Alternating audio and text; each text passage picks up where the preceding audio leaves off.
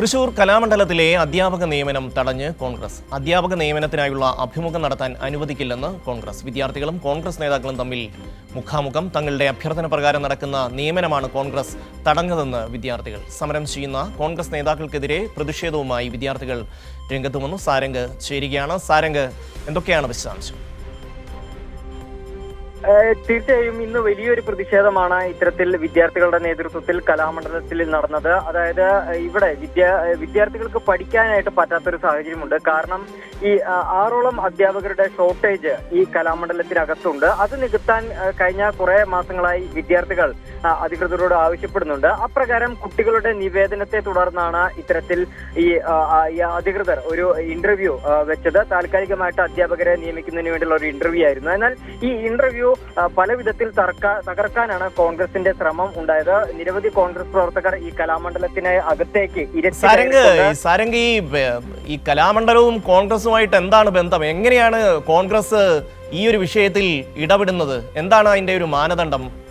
തീർച്ചയായും അജിംഷാദ്, ക്ഷമിക്കണം ഷമ്മി, തീർച്ചയായും ഇവർ പറയുന്നത്, ഈ യൂത്ത് കോൺഗ്രസ് പറയുന്നത്, ഇവരുടെ സമിതി ഈ കലാമണ്ഡലത്തിൽ ഭരണത്തിലേറിയതിനു ശേഷം മാത്രം ഇത്തരത്തിൽ പുതിയ അധ്യാപന നിയമനങ്ങൾ നടത്തിയാൽ മതി എന്നാണ് ഇവർ കോൺഗ്രസ്സുകാർ പറയുന്നത്. അതായത് നമുക്കറിയാം, ഈ UDF ആണ് സംസ്ഥാനത്ത് അധികാരത്തിലേറിയത്. അതിനുശേഷം ഓരോ കലാലയങ്ങളിലും ഓരോ വകുപ്പുകളിലും ഇത്തരത്തിൽ കോൺഗ്രസിന്റെ ഭരണസമിതി കടന്നു വരികയാണ്. അപ്പോൾ ഇവിടെയും ഇത്തരത്തിൽ കോൺഗ്രസിന്റെ ഭരണസമിതി വന്നതിന് ശേഷം, പുതിയ അഡ്മിനിസ്ട്രേറ്റീവ് സമിതി വന്നതിന് ശേഷം മാത്രം മതി ഈ പുതിയ നിയമനം എന്നാണ് പറയുന്നത്. അതായത് ചുരുക്കി പറഞ്ഞാൽ ഇത്രയേ ഉള്ളൂ, പുതിയ കോൺഗ്രസിന്റെ ഭരണസമിതി വന്നിട്ട് അവർക്ക് തോന്നുംപടി അധ്യാപകരെ നിയമിക്കണം, അത്ര മാത്രമാണ് ഇതിലെ സംഭവം.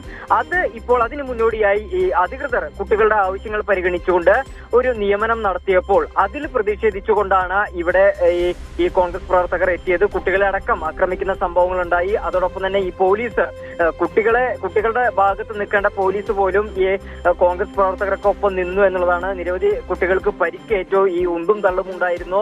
ഈ അഡ്മിനിസ്ട്രേറ്റീവിന്റെ ഭാഗത്തേക്കാണ് കോൺഗ്രസ് പ്രവർത്തകർ ഇരച്ചു കയറിയത്. കുട്ടികളെ തടഞ്ഞു, കുട്ടികളെ തള്ളി മാറ്റി. അങ്ങനെ വലിയൊരു പ്രക്ഷോഭം തന്നെ നടന്നു. എന്തായാലും ഏറ്റവും ഒടുവിൽ ഈ കോൺഗ്രസ് പ്രവർത്തകരെ പോലീസ് അറസ്റ്റ് ചെയ്ത് കൊണ്ടുപോയി. എല്ലാവരെയും അറസ്റ്റ് ചെയ്ത് കൊണ്ടുപോയി. കൃത്യസമയത്തിന് തന്നെ അധികൃതർ മുൻകൂട്ടി നിശ്ചയിച്ചതുപോലെ തന്നെ കൃത്യസമയത്ത് അധ്യാപകരുടെ അഭിമുഖം നടന്നു.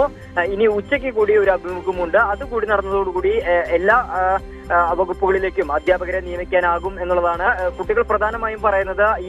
ഈ ഭരതനാട്യം, അതോടൊപ്പം തന്നെ തുടങ്ങി നിരവധി വകുപ്പുകളിൽ ഈ അധ്യാപകരുടെ കുറവുണ്ട്. അതുകൊണ്ട് തന്നെ കഴിഞ്ഞ 8 മാസത്തോളമായി ഈ കുട്ടികൾ ക്യാമ്പസിലേക്ക് വരുന്നു, വെറുതെ ഇരിക്കുന്നു.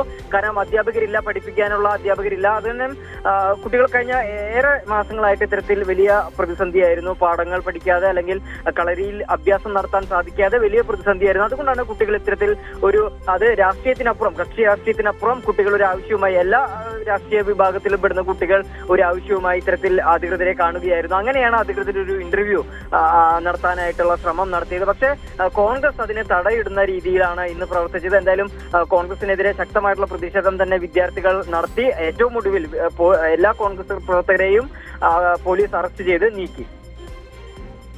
തീർച്ചയായും കലാമണ്ഡലത്തിൽ കലാ അധ്യാപകരെയാണ് നിയമിക്കുന്നത്. അതിനെയാണ് ഇപ്പോൾ കോൺഗ്രസ് തടസ്സപ്പെടുത്തിയിരിക്കുന്നത്. തങ്ങളറിയാതെ നിയമനങ്ങളൊന്നും കേരളത്തിൽ എങ്ങും വേണ്ട എന്നൊരു നിലപാടിലേക്ക് ഇപ്പോൾ കോൺഗ്രസ് എത്തിയിരിക്കുന്നു എന്ന് വേണം മനസ്സിലാക്കാൻ. അത് കലാമണ്ഡലമാണെങ്കിലും ശാസ്ത്ര സാങ്കേതിക യൂണിവേഴ്സിറ്റി ആണെങ്കിലും എവിടെയാണെങ്കിലും ഇപ്പോൾ തങ്ങൾ അറിഞ്ഞ് മാത്രമേ കാര്യങ്ങൾ നടക്കാൻ പാടുള്ളൂ എന്ന നിലപാടിലാണ് കോൺഗ്രസ്. സാരംഗാണ് വിശദാംശങ്ങൾ നൽകിയത്.